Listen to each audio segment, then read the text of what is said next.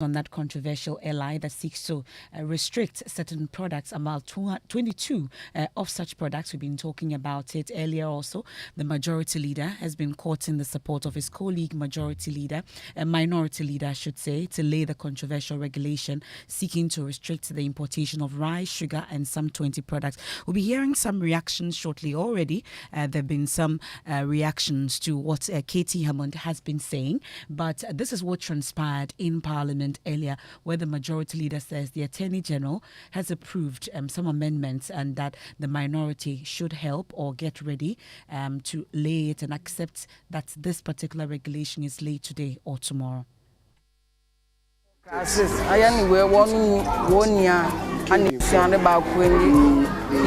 Minority leader was saying that he wanted to see those amendments that are proposed factored into the LI before its formal introduction into the House.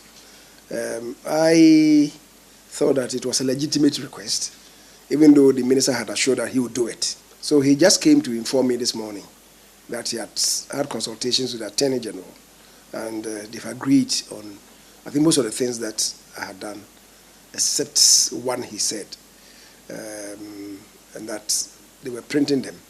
So they will come to Parliament tomorrow, and if, or maybe this evening. When they come, I'll have to discuss with my colleague, the minority leader. Once there's agreement, it will see the light of day tomorrow. Well, so that's the majority leader a while ago. Before that interview we had with Katie Hammond, the Trade Minister, and amongst others, he's been addressing a number of these issues, insisting that there's no corruption-tainted issues coming up when it comes to this particular regulation. He's talked about consultations widely also done so far. But let me quickly bring in Mr. John Awuni, heads the Food and Beverages Association, for a quick reaction from him on this matter. Ms. Awuni, thank you so much for joining us here on the abridged version of Newsnight. You've been listening extensively to the Trade Minister, Katie Hammond. Let me first take your initial reactions. Hello, Ms. Awuni. Hello. Can you hear me, Ms. Awuni? Yeah, I can hear you very well. So I'm saying that you've been listening extensively to the Trade Minister, Katie Hammond. He talks extensively about consultations that has been done, amongst others, justifying why we need to lay this particular regulation. Your initial reaction? The minister, I'm sorry. He hasn't met anybody. It's a lie. I'm sorry, but it's a lie. I'll have to be very blunt. Who has he met?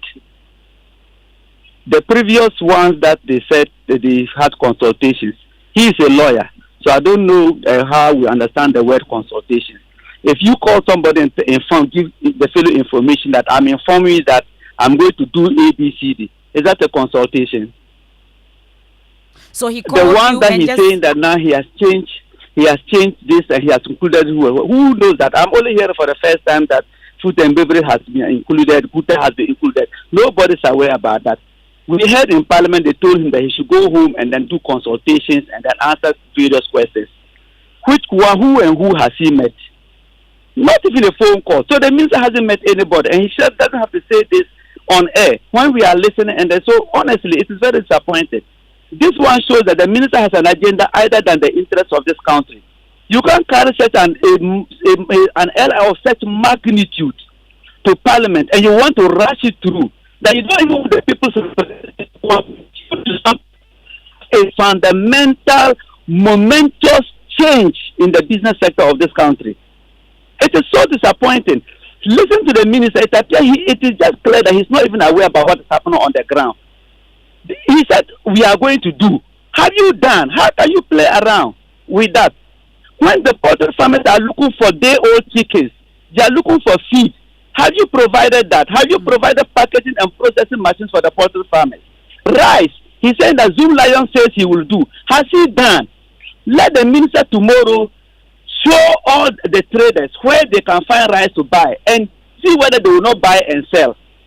Show where we can find chicken to buy and see whether they will not buy and sell. No trader has any covenant with anybody abroad that they want to import and import only. Indeed, when you buy goods locally, you are secured a lot from foreign exchange volatilities. So clearly, the minister doesn't even know what is happening on the ground. Okay, if he knows, Mr. Awini, he will not come out with something like that. Mr. Awini, you may not have been consulted, but hearing the minister say that you have been included in this particular committee, that's not enough? How can that be enough? Inclusion is not the issue. Okay. The point I'm making is that on the ground, what have you put in place? A whole country cannot carry or come out with a policy based on we are hoping to do. Okay, the president, His Excellency the President, said that he was going to put his presidency online, ensuring that Galamsey will succeed. Has this succeeded? Okay. Well, Mr. Awini, these are your initial thoughts. Would get deeper into this particular discussion. It's just started, and that full interview will be aired on PM Express tonight at 9 p.m. and all our social media platforms. Let me also get a quick reaction from the AGI president, Mr. Humphrey Ayim-Dake. Thank you so much for joining us here on the special edition of Newsnight. You've been hearing the minister as well. I'm quick to ask you as well your initial reaction and whatever it is that your thoughts are from what you heard in that interview. Emefa, could you put up the question again? I'm asking your initial reaction to the minister. I'm sure all the questions you had have now been answered. The questions have been answered. I'm not too sure about. Well, no, I want to get a direct question from you. Well, what is the question? I'm only asking your initial reaction. I know that AGI, you to a large extent actually support this particular airline. That's correct. Yes, we have from the minister. We support it. We were consulted. We had a meeting. Even that was extended to Peace Hotel, September the 12th to the 16th. That we had to even go through the list. All right, and this had to do with even the exemption list. So we were consulted fully. So if other colleagues claim they were not consulted, however, the minister could put out their names that they were consulted. You should interrogate the membership or the persons behind these institutions that are claiming they were not consulted. AGI was consulted. We are in full support of this. What we in principle believe is that we all do accept that the extent of the importation is damaging the fabric of our economy. Now, what is the implementation difficulty? Can we focus and discuss the implementation, which are the concerns of some parties? Then that will become progressive in terms of the discussion. However, if we mix the two issues, the principle of the extent of importation and the concern about implementation, then we are losing the focus of the discussion. AGI is in full support of this engagement.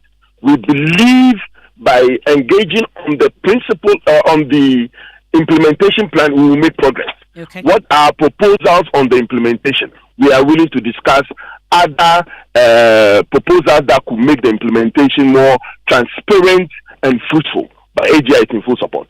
We are grateful. That's the AGI president, Humphrey Ayim-Dake there, sticking by their support for this particular regulation. And the coming days will definitely determine what exactly will happen. And we've been hearing from Katie Hammond. He's been speaking exclusively to my colleague Evans Spencer at his office at the Trades Ministry.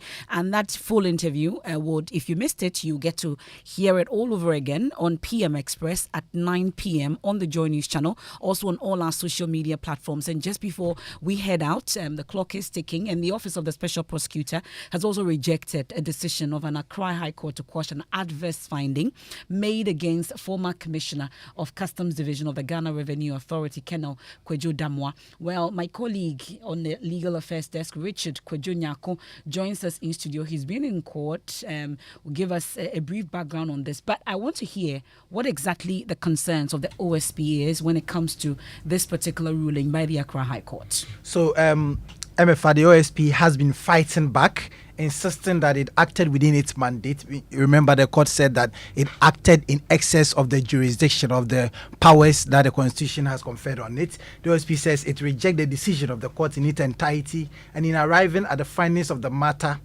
it did not constitute itself into a court or a commission of inquiry. They say that the findings were based on investigations carried out by its office, and the OSP is mandated by law to publish detected acts of corruption, and its publication of the investigation report and is in accordance with its statutory mandate. They say the decision of the court is extremely inimical to the fight against corruption and the administration of justice for a court to prohibit investigations, and it will not permit this decision to stand. Thank you very much, Richard Kojunyako. And that's how we end this special edition of News Night here on Joy 99.7 FM. Don't forget to catch that full interview. We've been bringing it to you from Top Story all the way to News Night, and it will be airing live on the Joy News channel. It's also at 9 p.m. all our social media platforms and on myjoyonline.com. I am Emefa Apawu, and Ghana, a nation surviving on nationalism. That's my opinion. Nana Ansakwa is